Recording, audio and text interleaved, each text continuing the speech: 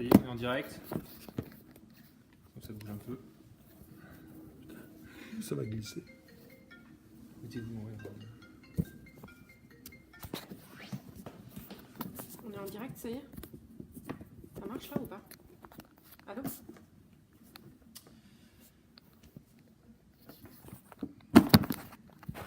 Voilà. Ça y est, on est live. Bonjour à tous, merci de vous être connectés avec nous aujourd'hui. Donc, je suis Cécilia Gondard, candidate sur la liste Envie d'Europe et j'habite à Bruxelles. Je suis aussi élue consulaire et élue pour les Français de l'étranger à l'Assemblée des Français de l'étranger. Et voici Michael Vincent qui est mon colistier.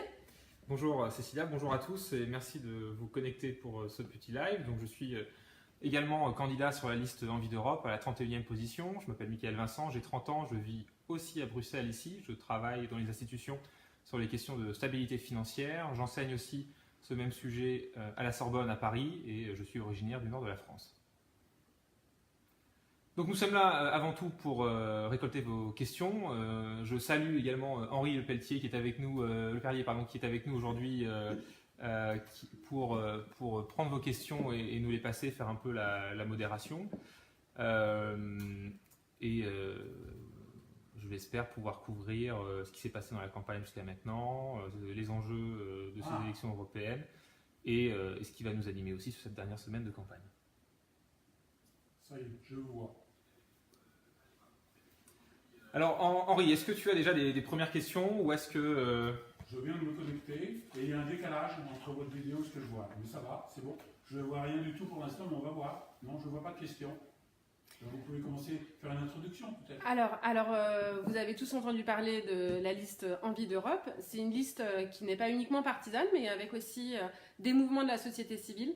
C'est quelque chose qui est très important pour nous. Moi, je travaille en ONG, donc aux côtés de la société civile au quotidien depuis de nombreuses années. C'est quelque chose qui me tenait à cœur d'être vraiment sur nos combats communs avec la société civile. Donc une priorité très importante pour notre liste Envie d'Europe qu'on a donc faite avec Place Publique, ça a été l'écologie. Pour nous, il faut vraiment une vraie transition écologique. Il faut à un moment donné aussi une politique extrêmement volontariste. C'est pas en continuant avec toujours cette même majorité de droite au Parlement européen depuis 20 ans qu'on va réussir à changer les choses. On l'a vu sur l'affaire du glyphosate. Le député socialiste Andrieux s'est battu pour créer d'abord une commission sur le glyphosate, ensuite en prendre la tête et enfin essayer d'obtenir un vote très fort au Parlement européen d'interdiction du glyphosate. Il n'a pas pu l'obtenir parce que la droite s'y est opposée. Aujourd'hui, le groupe socialiste au Parlement européen et au niveau européen est à quelques pourcentages du plus gros groupe de droite du PPE. Donc, si on a vos votes dans quelques jours, on va pouvoir justement devenir le groupe majoritaire, prendre la tête de la Commission européenne et pouvoir enfin avoir une politique très forte à la fois sur le social et à la fois sur l'écologie. Ce qu'il faut aussi bien noter là-dessus, et c'est quelque chose qu'on n'a pas forcément tout à fait conscience en France, même si Yannick Jadot a eu quelques paroles un peu ambiguës vis-à-vis de ça, c'est que ce qui se prépare, notamment sous l'impulsion de la droite et des écolos allemands, c'est une potentielle coalition avec le PPE. C'est-à-dire que les écologistes envisagent effectivement de pouvoir participer à une grande coalition avec les Verts. Donc il y a aussi le risque d'avoir une écologie de droite. Alors nous, on est convaincus que l'écologie, c'est avant tout allié à la question sociale et que de laisser les conservateurs ou les libéraux faire du greenwashing, c'est prendre le risque de créer une transition écologique qui ne profite qu'à ceux qui peuvent se la payer. Et penser que les marchés vont verdir le monde relève quand même de la croyance aveugle aux capacités du marché à être rationnel. On pense qu'effectivement, certes, les marchés doivent pouvoir accompagner la transition écologique, mais qu'elle nécessite avant tout un investissement public, puisque c'est une question qui est aussi liée aux facteurs sociaux. Elle doit pouvoir profiter à tous. On a vu également que sans cet investissement public, elle pouvait poser des problèmes. C'est d'ailleurs un des déclenchements de la crise des Gilets jaunes en France avec l'écotaxe. Et puis, en dernière mesure, les politiques macroéconomiques, les politiques qui sont menées par les banques centrales. Les banquiers centraux sont de plus en plus conscients du fait qu'ils ont une action à mener contre le réchauffement climatique. Mais ce qui est certain, c'est qu'on ne pourra pas compter sur la droite pour porter ces messages, qui est au pouvoir depuis un bon moment et qui n'avance pas dans cette direction. Donc il faut se méfier de ce greenwashing, je dirais, qui est parfois porté par les libéraux et la droite également. Faire attention à ce qu'on va vraiment avoir in fine. Alors la semaine dernière, on m'a posé des questions.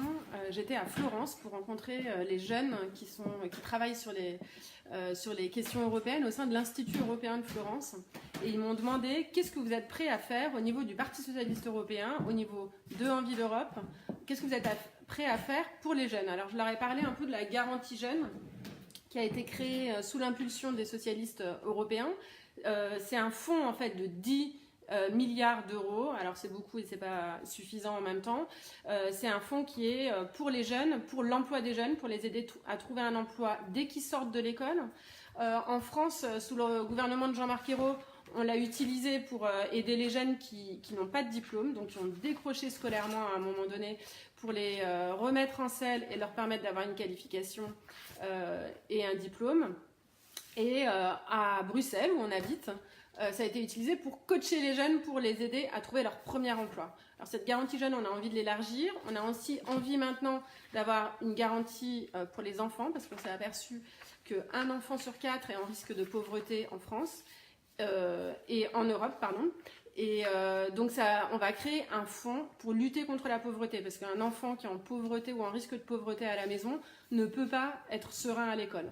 Donc c'est des priorités sociales qu'on pousse à côté de l'écologie et qui sont très importantes pour nous.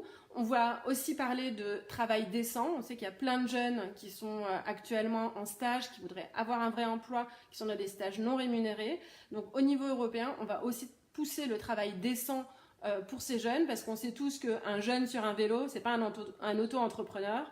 Donc à un moment donné, il faut avancer aussi sur la sécurité sociale, la sécurisation de leur situation et éviter la précarisation des jeunes quand ils rentrent sur le marché de l'emploi.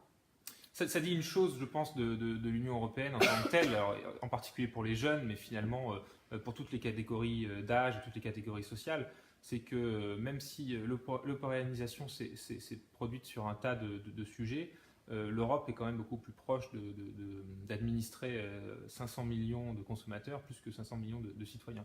Et il est vrai que sur ces questions, notamment sur les questions de droit du travail, mais également sur les minima sociaux, sur la politique sociale, en Europe, il n'y aura pas de stabilité, qu'elle soit économique, financière ou politique, sans solidarité. C'est-à-dire pouvoir donc mettre en place ces mécanismes, pouvoir enfin accéder à un budget de la zone euro qui puisse justement, par exemple, financer une partie de la transition écologique, mais qui puisse aussi venir en accompagnement de la jeunesse, pouvoir venir en accompagnement des assurances chômage au niveau européen, de pouvoir enfin créer des minima sociaux qui soient respectables pour toutes et qui ne soient pas non plus une course au moins 10 ans européen. Et là-dessus, ce sont des chantiers qui, dans la tête de beaucoup de monde, devaient arriver automatiquement quand on a créé le marché unique et la monnaie unique. Mais force est de constater que les États ne se font plus trop confiance. Aujourd'hui, on est un peu dans un dilemme du prisonnier qui arriverait donc sur un équilibre sous-optimal puisque les gens ne se font plus confiance. Et on n'a pas avancé sur aucun de ces dossiers. Et ça, c'est systématiquement pas la faute des institutions ou la faute des traités, c'est la faute de la droite européenne, des conservateurs, que ce soit au Conseil européen ou au Parlement européen, qui bloquent à tous les niveaux sur ces avancées qui sont des avancées tout à fait logiques par rapport au fait qu'on soit tous ensemble dans les mêmes combats en Europe et qu'on a commencé déjà à intégrer un tas de mécanismes et nous sommes qu'au milieu du gué, ce qui crée finalement encore plus d'instabilité. Alors, une des priorités aussi de notre liste, ce sont les droits des femmes au niveau européen. Il faut savoir qu'il y a encore beaucoup de choses à faire, beaucoup de choses à prendre en compte. Pour l'instant, on n'a pas de budget européen dédié aux droits des femmes et on n'a pas eu non plus de budget genré. C'est-à-dire on n'est pas capable actuellement d'évaluer l'impact des politiques européennes sur les inégalités de genre.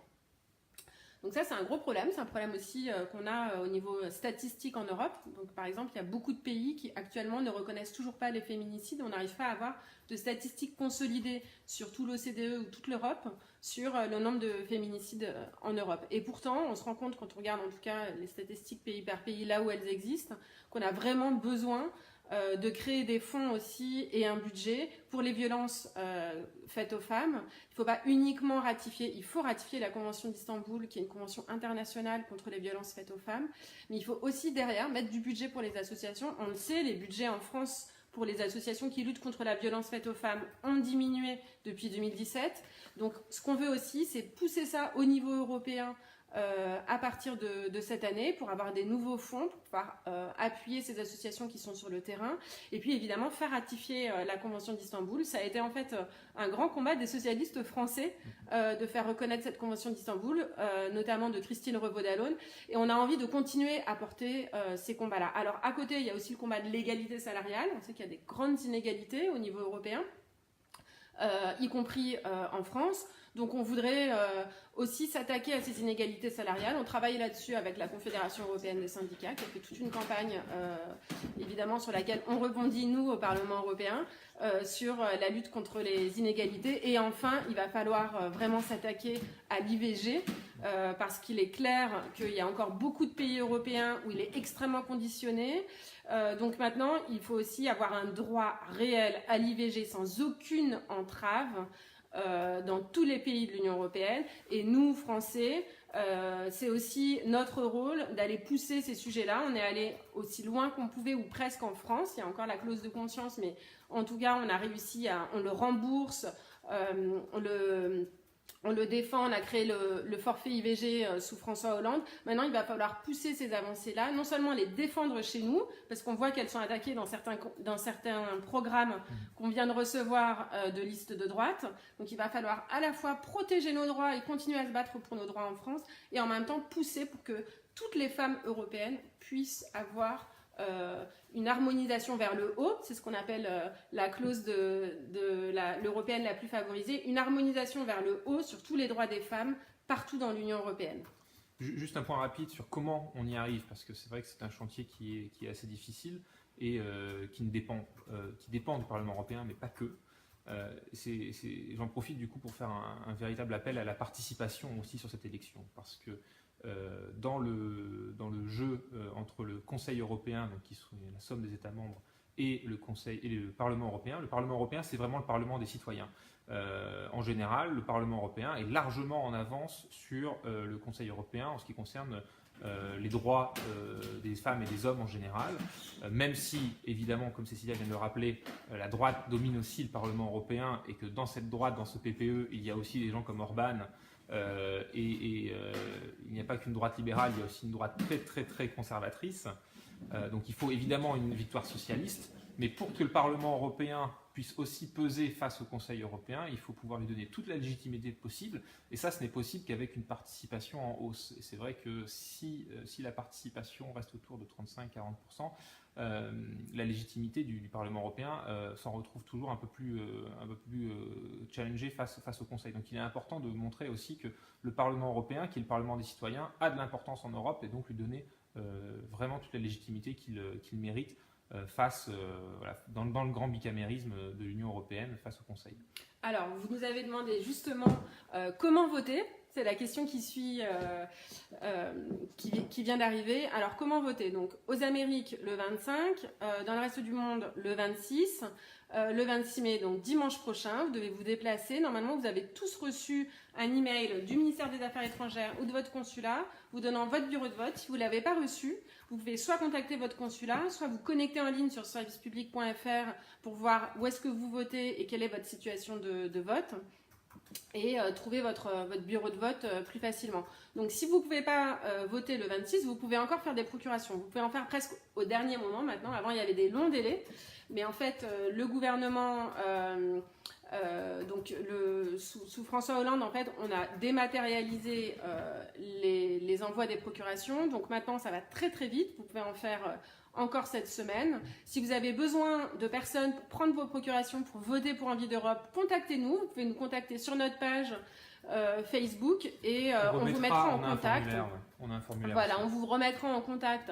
Vous pouvez aller aussi sur la page Envie d'Europe. Vous avez un formulaire pour trouver un mandant et pour pouvoir voter le 26 par procuration, où que vous soyez dans le monde, parce que je vois que la question arrive du Cambodge.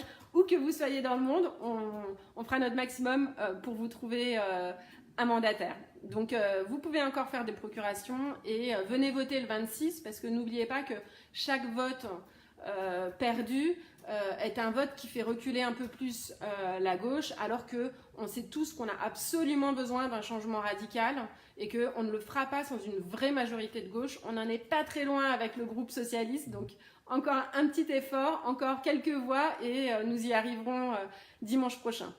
Ça, c'est vrai que c'est un élément clé. Ce qui est en train de se jouer là actuellement aux élections européennes, c'est pas du tout le match qu'on est en train de subir en France, qui serait une espèce de redite du second tour de la présidentielle où on aurait Macron et Le Pen d'un côté et de l'autre, puisque l'un comme l'autre, alors même si en ce qui concerne Macron, on n'est pas tout à fait sûr de où il veut siéger, il laisse planer le doute, ce qui est en tout cas à peu près sûr, c'est qu'au niveau européen, l'espace politique porté par Emmanuel Macron et l'espace politique porté par Marine Le Pen font qu'ils sont tous les deux dans des groupes ultra minoritaires au sein du Parlement européen. Les deux vrais groupes, le vrai débat tel qu'il est posé au niveau européen, c'est la question entre les sociodémocrates et le PPE, donc la droite conservatrice. Ce sont les deux plus grands groupes qui seront en mesure donc, de pouvoir porter les combats. Et il est clair que le match qui est en train de se jouer en France est un match qui n'intéresse absolument personne en Europe. Ça peut paraître incroyable, mais c'est le cas. Un point aussi, parce que effectivement la question nous a été posée du Cambodge. Peut-être que l'Europe paraît lointaine quand on vit à l'étranger dans un pays non européen et qu'on peut se demander à quoi ça sert de voter. Je parlais tout à l'heure de pouvoir donner de la légitimité à nos institutions européennes et notamment pour pouvoir porter ces combats-là. Et je crois que même si on vit aux États-Unis ou en Asie, notamment, on en parlait tout à l'heure sur la question de la transition écologique, l'Europe est en mesure, contrairement à d'autres continents, de montrer l'exemple. Et ça se fera uniquement avec un Parlement européen à majorité socialiste écologique. Et c'est pour ça que même en dehors de l'Europe, un vote sur ces élections européennes peut tout changer. Alors un exemple par exemple de compétence de l'Union européenne où le Parlement européen a énormément de pouvoir, a autant de pouvoir, il est en codécision, quasiment en codécision avec le Conseil de l'Union européenne, c'est les traités commerciaux. Donc sur les traités commerciaux, en fait le Parlement peut dire oui ou non, il dit oui ou non aussi au mandat au départ, au début des négociations. Donc c'est un domaine dans lequel on a énormément de pouvoir. On a pu, en tout cas en créant des alliances au Parlement européen, à un moment donné, stopper un accord commercial ou retarder, en tout cas pour l'instant, il faut maintenant avoir un nouveau mandat, avec les États-Unis qui seraient venus affecter le niveau de réglementation de l'Union européenne. Donc voilà, c'est un exemple parmi tant d'autres, mais c'est une compétence très forte du Parlement européen et de l'Union européenne, et ça a un vrai impact sur vous à l'étranger. Après, il y a toute une politique aussi de développement, donc j'imagine que vous connaissez tous, ou que certains d'entre vous en tout cas, ont déjà pu voir qu'il y a des délégations et des ambassades de l'Union européenne à l'étranger à travers le service d'action extérieure, à la tête duquel Mogherini a été pendant plusieurs années. Donc voilà, on a une vraie action extérieure de l'Union européenne depuis quelques années, et puis on a une vraie politique de développement et une politique commerciale. Et c'est là aussi où on a absolument besoin d'avoir une vraie Europe de gauche pour pouvoir peser, pour pouvoir avoir justement des accords plus progressistes. Alors c'est quoi? C'est défendre les droits de l'homme, c'est défendre les normes élevées en Europe. C'est aussi promouvoir les droits sociaux. Vous savez, les syndicats américains espéraient qu'on puisse imposer un petit type dans lequel on oblige les États-Unis enfin à ratifier tous les accords de l'Organisation internationale du travail, qui donc améliorerait les droits des travailleurs américains. Donc voilà, c'est avoir une Europe de gauche sur tous ces sujets-là, et notamment sur la question commerciale. C'est ce type de proposition-là pour aller plus loin et puis pour être dans la solidarité et pas la concurrence permanente avec les autres pays du monde. Alors, parce que tu parlais de codécision, je pense que ça vaut peut-être le coup aussi pour égrener un peu d'autres de nos combats et de nos propositions. C'est qu'il faut bien comprendre que si entre le Parlement européen et le Conseil sur un tas de sujets, il y a effectivement codécision, une grande partie des inerties européennes viennent en général du Conseil européen qui bloque sur beaucoup de sujets. Ce qu'il faut bien comprendre, c'est que même s'ils doivent être tous les deux d'accord, et donc il y a codécision, sur beaucoup de sujets, le Conseil européen ne fonctionne pas à la majorité absolue, il fonctionne à la majorité qualifiée, voire parfois à l'unanimité, notamment sur les questions fiscales. Ce qui explique que, effectivement, pour faire passer quoi que ce soit, il faut avoir les 2/3 de la salle, voire tout le monde d'accord autour de la table au Conseil européen, donc vraiment les 28 membres de l'Union.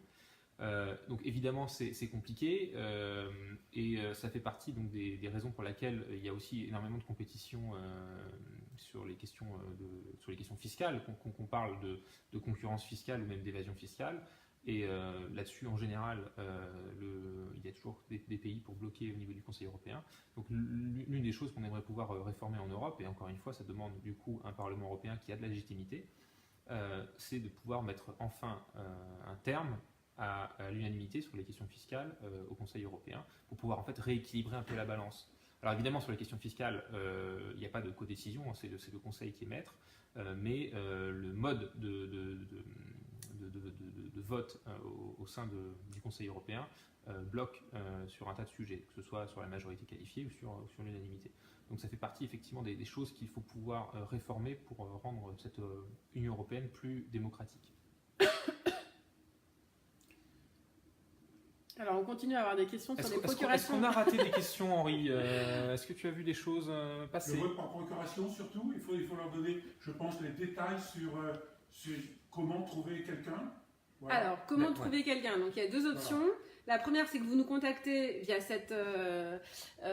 notre page Facebook sur laquelle vous vous êtes connecté aujourd'hui. Et nous, on vous met en contact avec des personnes. La deuxième manière de trouver un mandant, c'est d'aller sur le site Envie d'Europe ou sur la page Facebook Envie d'Europe et de les contacter comme ça. Et ils nous ont déjà transmis plusieurs demandes de procuration. Et on en a trouvé. Alors, on a eu des demandes de procuration déjà en Belgique, au Canada, enfin plusieurs en Europe et aussi au Canada. On les a déjà transmises. Elles ont déjà été faites. On a trouvé des mandants. Alors, comment faire la procuration? C'est un petit peu plus simple qu'avant maintenant, parce que vous pouvez télécharger en ligne le formulaire de procuration sur le site du ministère des Affaires étrangères ou sur le site de votre consulat, le remplir à l'avance tranquillement à la maison.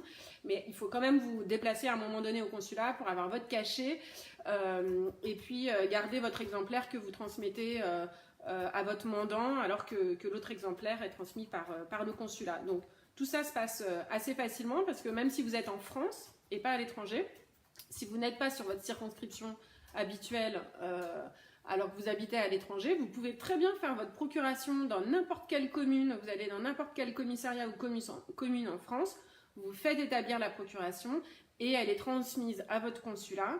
Donc il n'y a vraiment aucun problème. Toutes ces possibilités-là ont été élargies et facilitées sous le gouvernement précédent. Donc l'objectif était vraiment de faciliter la vie des Français de l'étranger pour réussir à faire des procurations. Par ailleurs, vous pouvez aussi nous contacter si vous allez voter et que vous êtes disponible pour être assesseur, parce que les consulats continuent à chercher des assesseurs. En France, ils sont bénévoles. On est tous bénévoles à chaque fois qu'on tient les bureaux de vote. On l'a tous déjà fait. Donc, c'est une journée donnée à la France et aux élections françaises. Donc, n'hésitez pas aussi à vous inscrire sur notre page si vous êtes disponible pour aller voter et disponible pour tenir des bureaux de vote. C'est très important parce que les partis politiques aident aussi les consulats à trouver des assesseurs. C'est un rôle que nous avons dans la démocratie et auquel nous tenons et nous consacrons beaucoup de temps et d'énergie à chaque élection. Donc, n'hésitez pas aussi, si vous êtes disponible, à nous contacter et on vous mettra en contact avec les consulats pour pouvoir être assesseur. Et on a jusque quand pour se proposer pour être assesseur délégué? Il reste encore quelques jours, donc surtout contactez-nous avant mercredi parce que là, tous les consulats sont déjà en train de s'organiser. Donc, si vous voulez être assesseur pour représenter la liste Envie d'Europe, contactez-nous au plus vite. On a encore quelques jours. Est-ce qu'on a eu d'autres questions que toutes ces questions techniques? Moi, j'avais une question pour toi, prendre le temps d'étendre l'atmosphère. Quel est le morceau que tu as soumis à la playlist Envie d'Europe? J'ai pas soumis de morceau à la playlist. T'as pas mis de morceau sur la playlist? Je me suis demandé... Non, j'ai pas envoyé de morceau sur la playlist. Qu'est-ce que toi, tu as proposé? Moi, j'ai proposé le morceau Where Is That de Beck. Alors, c'est un morceau de 96, mais je suis un jeune vieux. J'aime beaucoup les 90s. Donc, Eh bien. Odolé. Mais D'accord, bah moi je pense que ma musique préférée c'est My Funny Valentine, donc je suis encore plus une jeune vieille. J'aime bien le vieux jazz des années 50. Mais la playlist, pour le coup, est assez éclectique et elle a de la gueule. Je vous recommande d'y jeter une oreille. On remettra le lien maintenant ou un peu plus tard. Elle est disponible sur la page Envie d'Europe. C'est une playlist Envie d'Europe sur Spotify. Et chaque candidat a donc proposé un morceau. Est-ce qu'on peut encore les proposer? On peut que... proposer à tous ceux qui sont en ligne de nous proposer des morceaux. Moi, j'ai pas encore envoyé le mien, donc je pourrais envoyer celui que vous proposez. Le premier qui propose sur la page un morceau, je l'enverrai.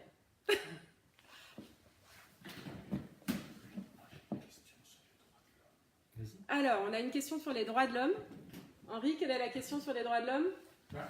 Quelle est la position que peut faire l'Europe par rapport à des situations de droits de l'homme un peu partout, comme en Birmanie, et, avec les Ouïghours en Chine, etc. Alors moi j'ai... On va peut-être répéter la question. Alors la question qui a été posée par Henri, c'est qu'est-ce que l'Union européenne peut faire sur les droits de l'homme?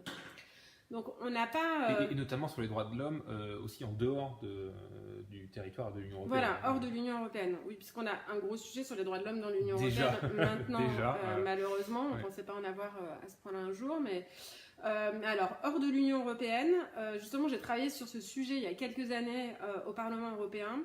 On avait des alertes. Je travaillais avec des militants des droits de l'homme, notamment en Asie. En effet, la question a été posée pour l'Asie. Et on avait un système d'alerte. Alors, le Parlement européen n'a pas de pouvoir en tant que tel, mais il dénonce. Et ça dérange énormément. Donc il a dénoncé, par exemple, on a fait remonter des problèmes sur des prisonniers de politique qu'il y avait notamment en Malaisie. Quand on est allé en Malaisie, on est revenu d'une délégation en Malaisie. Il y a eu plusieurs délégations de députés européens que j'organisais et à chaque fois, je contactais les associations sur place, notamment via Amnesty International. Je me suis beaucoup appuyée sur eux pour pouvoir rencontrer des militants des droits de l'homme sur le terrain. Alors ils sont très courageux parce qu'on ne se rend pas forcément compte de leur quotidien, mais ils risquent leur vie et ils risquent surtout leur liberté au quotidien en se battant pour les droits de l'homme. Et nous, on a la possibilité de faire ce qu'on appelle des résolutions d'urgence, c'est-à-dire que c'est des résolutions qui vont arriver directement en plénière au Parlement européen, qui ne vont pas être discutées pendant des mois dans les commissions. Donc ça empêche aussi un lobbying de certains États qui ne veulent surtout pas qu'il y ait évidemment une résolution sur les droits de l'homme les concernant. Donc on les prend un petit peu de court et on a déposé beaucoup de résolutions. C'était un socialiste qui était à la tête de ce qui est juste une sous-commission des affaires étrangères. Donc le Parlement européen travaille de manière thématique par commission et après il y a des sous-commissions, donc il y en a une pour les affaires étrangères, il y a une sous-commission pour les droits de l'homme et il y a toujours une personne qui est responsable de déposer ces résolutions d'urgence. On n'en a pas tous les jours, mais on en a quand même à chaque plénière et on peut toucher des sujets très très divers hors de l'Union européenne sur ces questions-là. Après, comme je le disais tout à l'heure, et c'est pas suffisamment utilisé, on a des instruments dans la politique commerciale sur les droits de l'homme. Notamment, on a un système qui permet d'avoir des tarifs préférentiels pour des pays qui sont dans la bonne direction et ont une politique active d'amélioration des droits de l'homme. Donc ça a été utilisé dans plusieurs pays. Ça a été utilisé avant, évidemment, qu'il y ait un changement de régime, et sous le régime précédent, par exemple, aux Philippines, où il y avait une baisse de la corruption et puis une vraie politique d'amélioration et de défense des droits de l'homme. Donc à cette époque-là, par exemple, il y a eu ce système de tarifs commerciaux préférentiels pour ces pays-là. Donc c'est incitatif. On devrait aller beaucoup plus loin. Je pense que dans tous les accords commerciaux, on devrait aller beaucoup plus loin sur les droits de l'homme. Il y a eu des réticences de la droite européenne à aller dans cette direction depuis 20 ans. Mais je pense que si vous allez voter vraiment pour un parti membre du Parti socialiste européen et pour la liste Envie d'Europe, vous allez pouvoir renforcer le groupe et nous donner cette possibilité d'être suffisamment fort au Parlement européen pour imposer les droits de l'homme comme un sujet clé dans les accords commerciaux. Au risque de paraphraser ce qu'on avait déjà un peu dit tout à l'heure, souvent sur ces sujets-là, comme sur d'autres, les socialistes sont évidemment beaucoup plus proactifs que la droite conservatrice, ça va sans dire, et en général, le Parlement européen est bien plus en avance que le Conseil européen, qui a tendance effectivement, comme ce sont aussi des sujets qui relèvent parfois de la diplomatie ou qui sont un peu chasse-gardée des États-nations, provoque beaucoup d'inertie. Donc encore une fois, ne ratez pas votre opportunité de pouvoir prendre le contrôle, ou en tout cas de le garder. Là-dessus, rien ne se fera sans un renforcement du Parlement européen et des socialistes en particulier, qui poussent ces sujets-là et qui sont en avance. Donc encore une fois, dans l'équilibre des pouvoirs entre les différents membres et les différentes institutions, il ne faut surtout pas rater l'occasion de pouvoir aller porter ces messages en allant voter les 25 et 26 mai prochains. Je crois qu'on a eu une petite question sur le Brexit, me disait Henri. Tu avais une question plus précise sur où on en est peut-être, j'imagine ou... Oui, enfin, moi je m'inquiète personnellement comme représentant de l'Irlande sur les problèmes de sécurité. Sur les problèmes de sécurité par rapport au Brexit.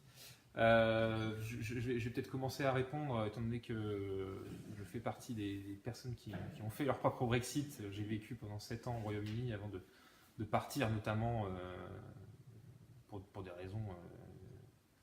je suis un vrai Européen et je ne me voyais pas rester dans un pays qui était en train de partir, qui était en train de perdre le contrôle qu'il avait sur son destin européen, sur son destin dans le jeu mondial, et puis surtout tout ce que ça a impliqué en termes de désordre, d'incertitude, mais aussi de recrudescence des actes racistes et de cette poussée anti-immigration qui a aussi en partie, pas pour le tout, mais en partie, provoqué ce Brexit. Sur les questions de sécurité, en fait, le souci, là, actuellement, et on le voit, c'est un vrai feuilleton. Hein. Si on n'était pas aussi concerné, ce serait passionnant. Mais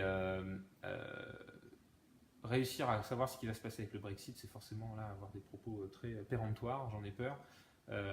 Malheureusement, les Britanniques ont démontré qu'ils ne savaient pas exactement ce qu'ils voulaient. En fait, la question est difficile, évidemment.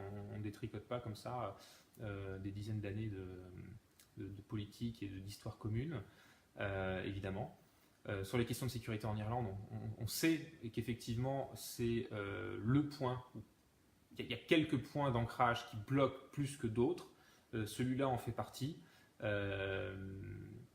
Et encore une fois, il est très difficile de savoir quelle est la solution qui va pouvoir être adoptée par les différents partis, puisque l'idée du backstop ne plaît pas aux Britanniques, tout en sachant que, évidemment, pour les Irlandais, la remise en place d'une frontière physique serait absolument désastreuse et rappellerait un passé malheureusement pas si lointain. Donc la question de la sécurité est effectivement très importante. Je sais que Michel Barnier et que l'Union européenne sur ces questions-là sont quand même à l'écoute, représentent aussi l'Irlande, hein, qui est membre de l'Union européenne. Mais là-dessus, j'ai bien peur que la balle est dans le camp des Britanniques actuellement. Et il est très difficile d'avoir une réponse définitive sur ce qui va se passer. Ce qui est sûr, c'est que ça va pénaliser beaucoup de Britanniques. Ça pose des problèmes à tous ceux qui sont à l'étranger aussi. Alors moi, en tant qu'élu, je remets le drapeau français au moment des cérémonies de nationalité ici, quand il y a des Français qui habitent en Belgique, enfin des personnes en Belgique qui acquièrent la nationalité française. On a une cérémonie au consulat ou à l'ambassade où je remets le drapeau en tant qu'élu. Ce sont toujours des cérémonies très émouvantes.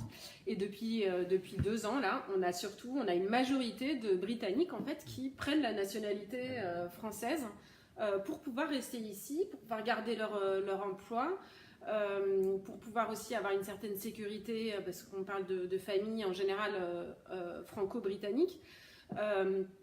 Ça pose un problème pour le quotidien d'énormément de personnes, à la fois les Britanniques qui sont à l'étranger et à la fois ceux qui habitent en Grande-Bretagne. Donc Ce phénomène, la plupart des Français qui habitent en Grande-Bretagne se demandent ce qui va advenir de leur visa, de leur emploi. Beaucoup commencent à rentrer, on commence à avoir des délocalisations. On parle notamment à la City, on commence déjà à avoir des délocalisations. Les délocalisations ne sont pas intra-européennes. Ils ne partent pas à Francfort ou à Paris, comme l'avaient imaginé Merkel et Macron en commençant à réduire, à supprimer l'ISF, à faire des incitations pour venir. Ils ne viennent pas ici, en fait. Ils partent de l'autre côté de l'Atlantique actuellement. Donc, on a aussi ces délocalisations. Il va y avoir un effet quand même sur l'économie britannique, sur l'emploi en Grande-Bretagne, qui est quand même inquiétant pour les Anglais. Quand j'ai reçu hier un email d'un parti politique de droite français sur le Frexit, je me suis dit, mais est-ce qu'ils se rendent compte de la manière, du danger qu'ils font courir à la France et aux Français en poussant ce type d'idée? On n'a vraiment pas envie de se retrouver demain dans la même situation que celle des Britanniques aujourd'hui. Ce qui est dramatique dans ce qui s'est passé, surtout dans les enjeux de la campagne, au-delà du désordre qu'on vient de décrire, le désordre de l'implémentation du Brexit, qui est évidemment un challenge incroyable, mais ce qui est terrible par rapport à la campagne de ce Brexit, comme d'autres campagnes, que ce soit le Frexit ou d'autres campagnes je dirais souverainistes, justement, c'est cette notion de souveraineté. C'est de dire, en sous-titre, reprenez le contrôle. Et d'ailleurs, il n'y a pas que l'extrême droite ou la droite qui le dit. Il y a aussi certaines mouvances de gauche qui peuvent porter ces messages-là. Et ce qui m'attriste, c'est que derrière ces grands concepts de souveraineté, c'est un mot finalement très, très ancien, mais qui est redevenu à la mode ces dernières années. On en mange beaucoup de la souveraineté sur les plateaux télé, etc. Et de dire, effectivement, on doit reprendre notre souveraineté. Mais la souveraineté telle qu'elle marche aujourd'hui, elle est forcément à l'échelle européenne. Le contrôle, je ne dirais pas, il faut reprendre le contrôle. Le contrôle, il faut le garder. Garder le contrôle, c'est effectivement être à la table avec les voisins européens pour aller de l'avant ensemble. Et ce que les Britanniques sont en train de réaliser, c'est qu'en essayant d'implémenter le Brexit, ils ont perdu le contrôle qu'ils espéraient avoir. Que ce soit avec les voisins européens ou même sur le reste du monde, puisqu'il y avait des fantasmes de dire, on laisse tomber l'Europe, on va pouvoir faire des accords avec les Américains ou avec d'anciens membres du Commonwealth. Et on se rend compte que tout le monde est très frileux de tout ça. Mais au-delà des grands concepts, du fait de reprendre le contrôle, de parler de souveraineté, d'en faire appel presque à un élément un peu patriotique, ce qu'il ne faut pas oublier, c'est que derrière les grandes questions, il y a des hommes et des femmes, des citoyens. Et c'est ces citoyens qui doivent prendre un passeport britannique pour les Européens qui sont au Royaume-Uni et qui ont peur de l'incertitude, ou pour des couples mixtes. Ce sont des petites histoires ordinaires qu'on est en train de briser. Alors on parle de backstop, on parle du prix à payer pour pouvoir quitter l'Union européenne. Ça avait été un élément de débat pendant longtemps au Royaume-Uni sur ce chèque, de ce solde de tout compte à devoir régler avant de pouvoir vraiment partir. Mais le cœur du débat, il n'est pas là. Le cœur du débat, il est pour des gens comme vous et moi, comme toi et moi, c'est de savoir comment ça va changer nos vies. Moi, à titre personnel, ça a changé ma vie, puisqu'effectivement, l'incertitude du Brexit, alors que j'avais vécu là-bas pendant 7 ans, je suis en couple avec une Britannique. Comment on organise la suite, comment on fait? C'est toutes ces petites histoires ordinaires qui ont été bouleversées avec ce Brexit, et je pense que c'est le message qui aurait dû être mis en avant de parler de grands concepts qui nous dépassent complètement, en fait. Oui, en fait, c'est le quotidien des gens qui est affecté. J'ai un collègue britannique dont les parents avaient une petite PME qui était une agence de voyage avec l'Asie.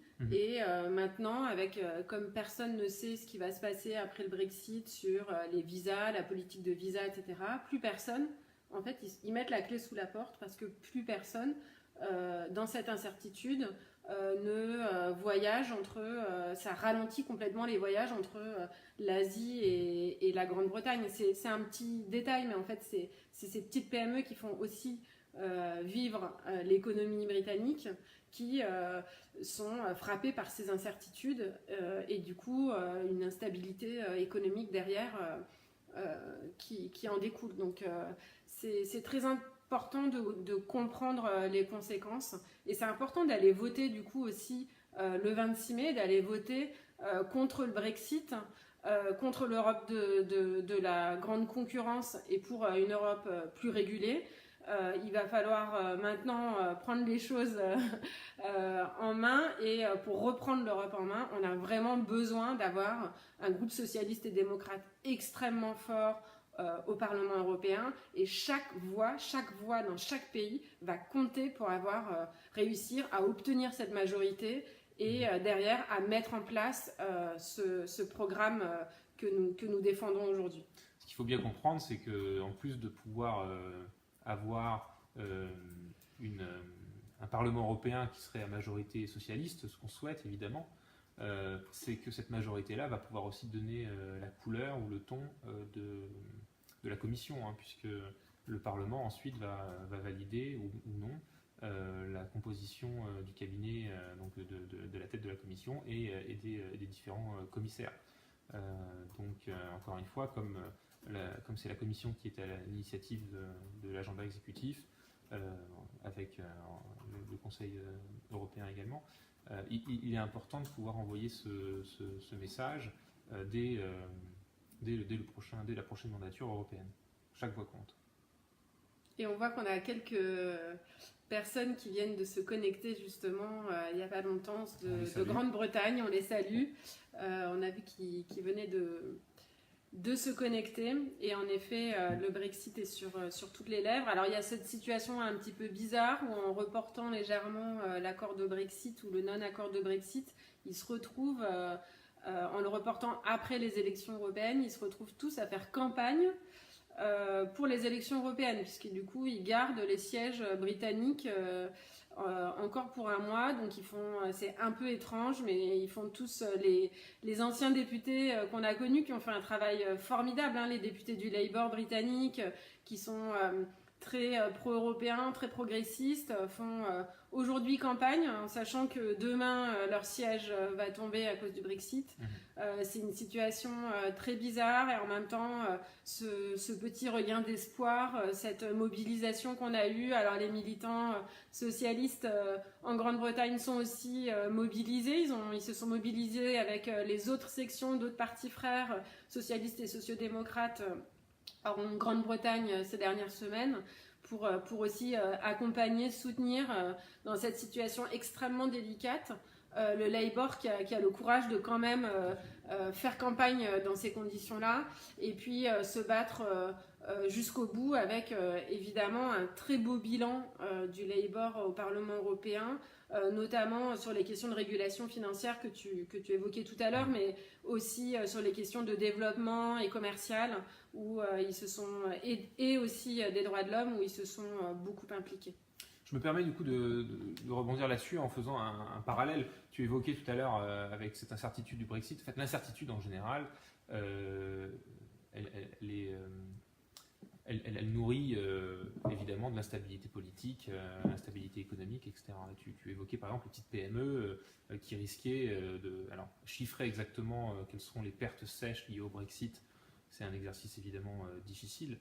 Mais ce qui est sûr, c'est qu'il y aura des PME, alors est-ce que ce sera 2%, est-ce que ce sera 5%, est-ce que ce sera 10%, mais il y aura des PME britanniques qui, du jour au lendemain, n'auront pas forcément les reins assez solides ou la trésorerie pour se permettre autant d'incertitudes liées au Brexit. Et le parallèle que je voulais faire, il est avec l'Union européenne, c'est que depuis la crise des subprimes et toute la politique qui en a suivi, que ce soit la mise en commun de certains organes de régulation au niveau européen, la politique accommodante de la Banque Centrale Européenne, pour essayer donc justement de pallier aux conséquences de cette crise qui a 10 ans maintenant.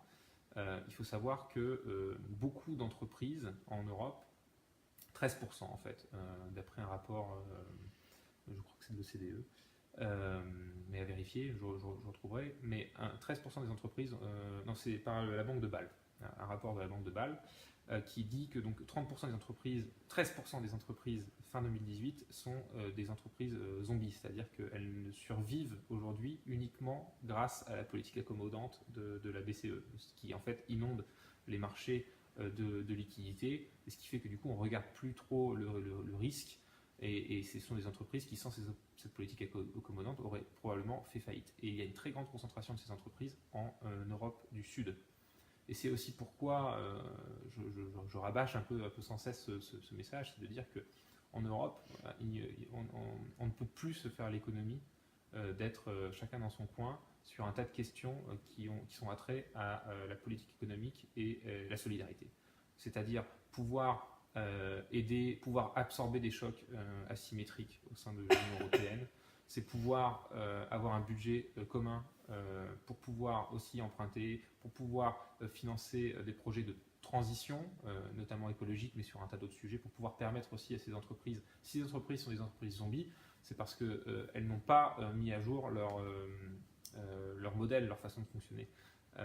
Et c'est effectivement pas une politique macroéconomique accommodante qui va les aider. C'est pour ça qu'il faut maintenant passer à une phase beaucoup plus politique et permettre donc de mettre aux responsabilités des politiciens qui, d'une part, en ont conscience et d'autre part, ont envie d'avancer ensemble avec les 28, avec les 27 peut-être bientôt, et pouvoir régler ces problèmes à la source plutôt que de mettre des pansements sur des jambes de bois.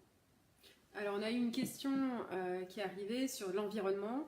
Est-ce que vous avez parlé d'environnement? Alors, on a parlé d'environnement tout au début. Donc, ouais. C'est vrai que pour ceux qui sont connectés en cours de route, on a parlé du glyphosate au début.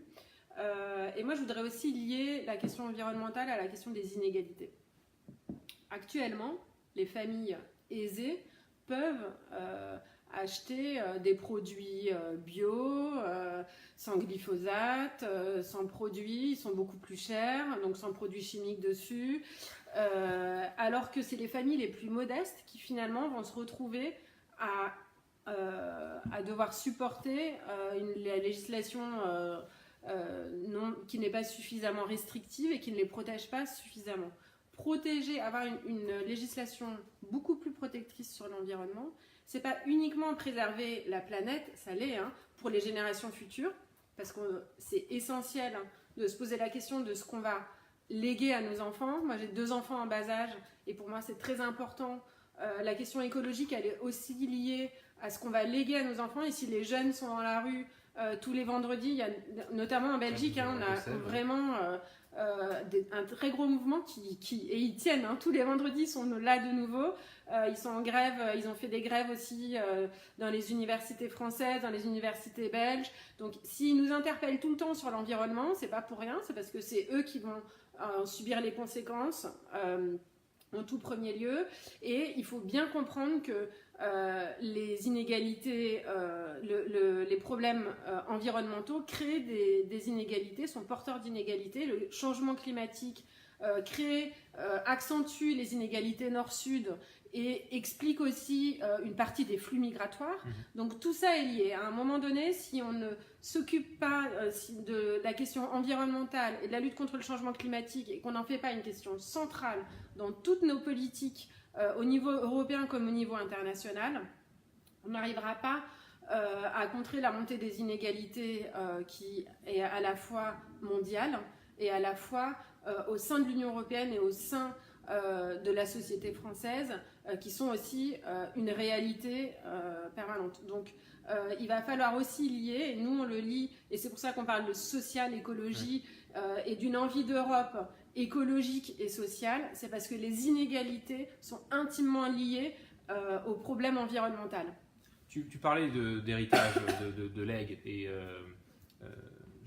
j'ai un autre chiffre pour vous. Depuis la crise des subprimes, évidemment, avec les plans de renflouement, la croissance en berne, l'austérité, il y a eu une conséquence aussi très, très simple, notamment en Europe, c'est que la plupart des pays européens ont un investissement public dans des infrastructures, etc., qui est proche de zéro, voire dans certains pays à zéro. Ça veut dire quoi? Ça veut dire que le patrimoine public, donc l'héritage de ceux qui n'ont rien, le bien commun de nous tous, s'érode. Parce que s'il n'y a pas d'investissement public, ce patrimoine forcément s'use d'année en année. Et ça fait plusieurs années que c'est le cas en Europe. Donc c'est aussi pour ça que, d'une part, on considère que cet investissement public doit revenir à la hausse. Et c'est pas déconnant ni irresponsable. On a les moyens de le faire. Et dans des investissements qui ont attrait au patrimoine et qui sont notamment pour lutter contre les inégalités qui peuvent permettre donc d'améliorer le patrimoine de ceux qui n'ont rien, et notamment sur les questions de transition énergétique, des infrastructures liées à la lutte contre le changement climatique. C'est un investissement très concret qui peut être fait aujourd'hui dans un univers où les taux d'emprunt sont négatifs ou proches de zéro. Donc c'est un investissement très concret.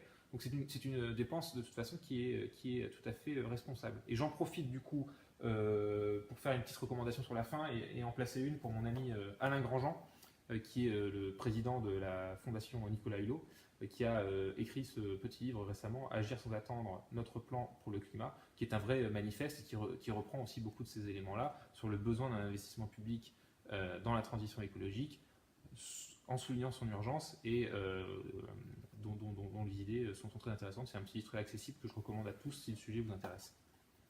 Très bien, alors je crois qu'on va arriver à la fin de... je crois que c'était de 12h à 13h. Alors, la représentante de la liste à New York me dit de rappeler, elle a raison parce qu'on l'a dit tout au début, il faut le redire aussi à la fin, de rappeler que le vote c'est le 25 dans les Amériques. Donc n'allez pas au bureau de vote le 26 parce que c'est le 25. Vous votez avec un jour d'avance. Également comme dans les dom-toms français, dans les Caraïbes, où le vote se fait aussi le 25. On oublie toujours de le rappeler sur les tracts français qu'on fait sur le 26, mais c'est très important. Fois. Voilà, donc on le rappelle et merci Sylvie de nous avoir rappelé de le répéter encore.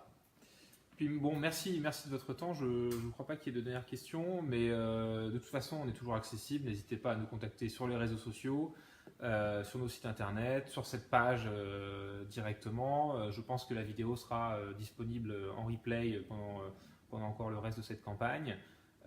Et puis, si l'expérience vous a plu, on pourra envisager d'autres sessions de ce genre. Je sais qu'on avait aussi fait pour les militants, cette fois-ci non pas ouvert au public, mais juste aux militants, un webinaire il y a quelques semaines qui avait aussi très bien marché pour répondre à vos questions sur l'Europe ou sur tout autre sujet. Voilà, on est à votre disposition. Merci beaucoup en tout cas de vous être connectés. On vous souhaite un très bon week-end. Nous, on est encore sur le pont. J'étais sur les marchés ce matin, j'y serai encore demain. Voilà, on est sur le pont jusqu'au bout pour aller chercher chaque vote. Alors, à vous d'être convaincus et d'aller convaincre autour de vous pour voter Envie d'Europe écologique et sociale. Gardez le contrôle et n'hésitez pas à voter pour des représentants qui vont pouvoir tenir vos valeurs et vos combats au Parlement européen. Donc pour cela, il faut voter les 25 et 26 mai. Je vous remercie, bonne journée. Au revoir.